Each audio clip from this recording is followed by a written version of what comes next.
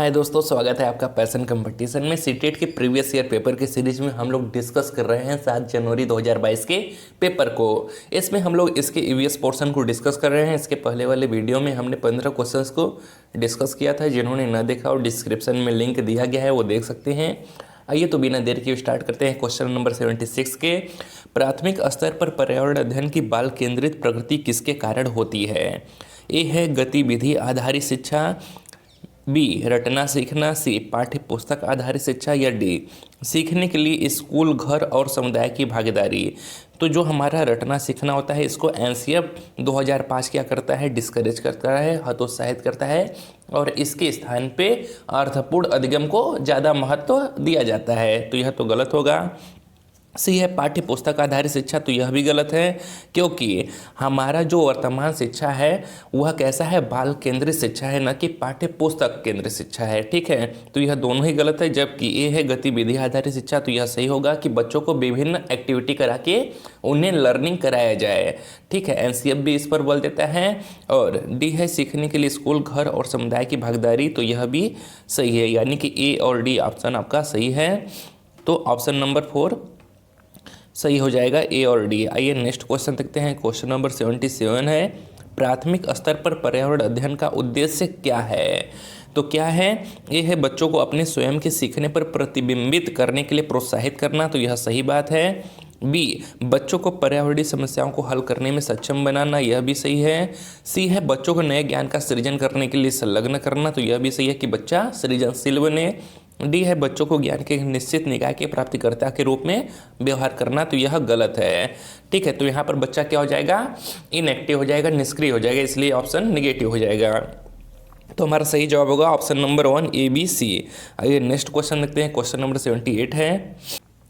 Question number 78 है, प्राथमिक स्तर पर पर्यावरण अध्ययन के संबंध में निम्नलिखित में से कौन सा कथन सत्य है? तो इसका सही जवाब है ऑप्शन नंबर 1 कि प्राथमिक स्तर पर बच्चा पर्यावरण अध्ययन, विज्ञान, सामाजिक विज्ञान और पर्यावरणीय शिक्षा की अवधारणाओं और मुद्दों को एकीकृत करता है।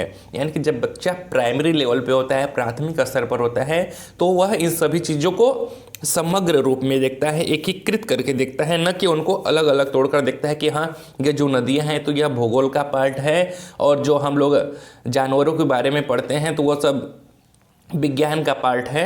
ठीक है, वह उन सब में डिफरेंस अभी नहीं कर पाता, वह उन सबको एक ही चीज़ के रूप में देखता है कि यह सब हमारे पर्यावरण के भाग है। ठीक है, तो प्राइमरी लेवल पर बच्चा क्या करता है, सबको एकीकृत रूप में देखता है।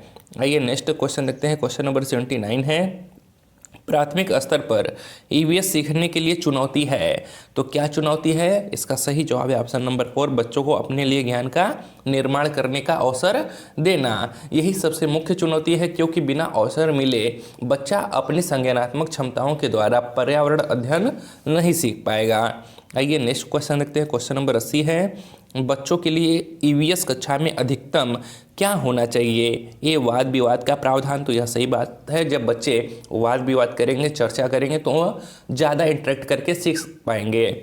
बी है अनुभवात्मक सीखना, यह भी सही है कि बच्चे खुद के एक्सपीरियंस से सीखें। सी कहानियाँ, यह भी सही है क्योंकि कहानियाँ बच्चों को रोचक लगती है और इससे उनके अंदर लर्निंग के लिए इंटरेस्ट जगाया जा सकता है। डी है तथ्य और सूचनाएं, तो यह गलत हो जाएगा। तो सही जवाब होगा आपका ए बी और सी। ठीक है, सही जवाब हो जाएगा option number 3 A B C. आइए नेक्स्ट क्वेश्चन देखते हैं। क्वेश्चन नंबर 81 है, प्राथमिक स्तर पर ईवीएस के पाठ्यचर्या में उपविषय है। तो हमने पढ़ा है कि ईवीएस जो है हमारा सब्जेक्ट वह 6 थीमों पर आधारित है, जिसमें आपका परिवार और दोस्त, भोजन, जल, आश्रय और यात्रा तथा चीज़ें हम कैसे बनाते हैं यह आ जाते हैं। जबकि पौधा क्या है, यह उपविषय होता है। ठीक है, पौधा क्या होता है, उपविषय होता है। आइए नेक्स्ट क्वेश्चन देखते हैं। क्वेश्चन नंबर 82 है कि ईवीएस की सार्थक सीख दी जा सकती है। ये ईवीएस सामग्री को विषयगत रूप से आयोजित करके, बी वास्तविक संवाद और वृत्तांत के द्वारा, सी प्रयोग द्वारा, या डी विद्यार्थियों के द्वारा दिए गए उत्तरों का मौखिक मूल्यांकन करके। तो इसका सही जवाब है आपका ए बी और सी, जबकि ऑप्शन नंबर डी गलत होगा, क्योंकि बच्चों का हम केवल मौखिक मूल्यांकन नहीं करेंगे बल्कि उनका समग्र मूल्यांकन करेंगे। ठीक है, तो ए बी सी सही हो जाएगा। ऑप्शन नंबर 4 हमारा सही जवाब होगा। आइए क्वेश्चन नंबर 83 देखते हैं। ईवीएस के संदर्भ में प्रासंगिकता का मतलब है, तो ईवीएस के संदर्भ में प्रासंगिकता का मतलब क्या होता है कि ईवीएस सामग्री को वास्तविक जीवन स्थितियों और विद्यार्थियों के तत्काल वातावरण से जोड़कर सीखना कहलाता है। ऑप्शन नंबर 4 सही हो जाएगा। आइए नेक्स्ट क्वेश्चन देखते हैं, क्वेश्चन नंबर 84। भोजन विषय के मुद्दे विद्यार्थियों के लिए सार्थक और प्रामाणिक हो सकते हैं यदि कब कि मुद्दों के इर्द गिर्द समूह कार्य और चर्चाएं आयोजित की जाती हो। ठीक है, तभी क्या होगा, यह भोजन जो विषय का मुद्दा है वह विद्यार्थियों के लिए सार्थक और प्रामाणिक हो सकेगा। इसमें क्या होता है, इस विषय पर अलग अलग दृष्टिकोण प्राप्त होता है तथा प्रामाणिक ज्ञान की प्राप्ति होती है और विद्यार्थियों में संवाद कौशल का विकास होता है। आइए क्वेश्चन नंबर 85 देखते हैं। क्वेश्चन नंबर 85 है कि ईवीएस सीखने के लिए कौन सा सबसे अच्छा संसाधन हो सकता है। तो इसका सही जवाब है ऑप्शन नंबर 1 क्षेत्र भ्रमण का आयोजन। ठीक है, ईवीएस सीखने के लिए जो सबसे अच्छा आयोजन है वह क्षेत्र भ्रमण का आयोजन होगा सबसे अच्छा संसाधन में, क्योंकि विभिन्न प्रकार के शिक्षण संस्थानों, पार्कों, संग्रहालयों तथा समुदाय के विभिन्न स्थानों का भ्रमण करके तथा उनका अवलोकन करके बच्चों को अच्छे से सिखाया जा सकता है। यदि अधिगम कक्षाओं की दीवारी के बाहर होता है तो अधिगम की गुणवत्ता बेहतर होती है। आइए क्वेश्चन नंबर 86 देखते हैं। क्वेश्चन नंबर 86 है कि जल थीम से संबंधित मुद्दों को प्रभावी ढंग से सीखा जा सकता है यदि ए रोल प्ले आयोजित किए जाते हैं, तो सही बात है। बी है बच्चों के बीच वास्तविक संवाद को प्रोत्साहित किया जाता है, यह भी सही है।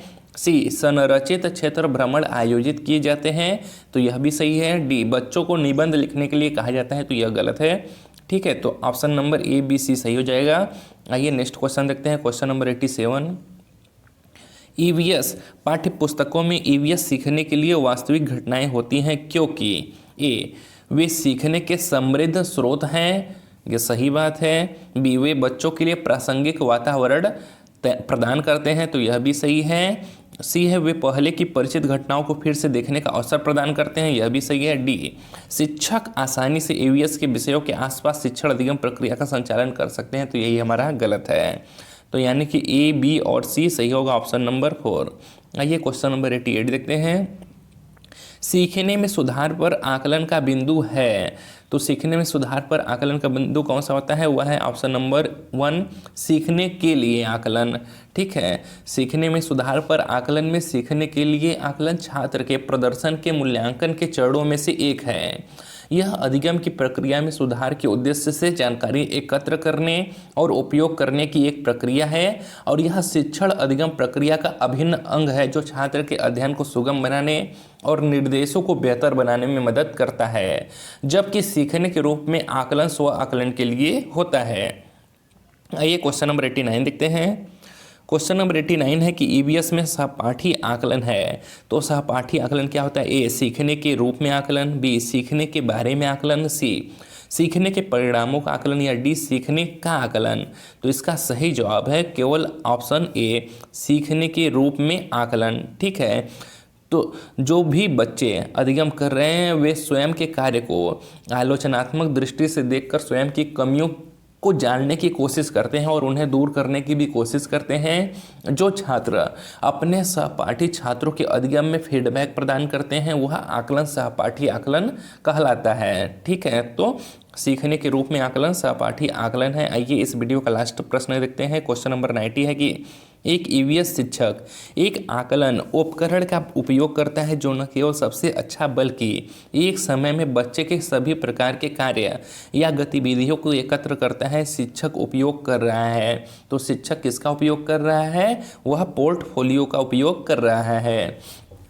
ठीक है, इसमें शिक्षक पोर्टफोलियो का उपयोग कर रहा है विद्यार्थियों द्वारा संपन्न कार्यों का उद्देश्यपूर्ण व्यवस्थित संकलन जो विद्यार्थियों के उत्तम प्रयासों को दर्शाता है वह छात्र पोर्टफोलियो कहलाता है।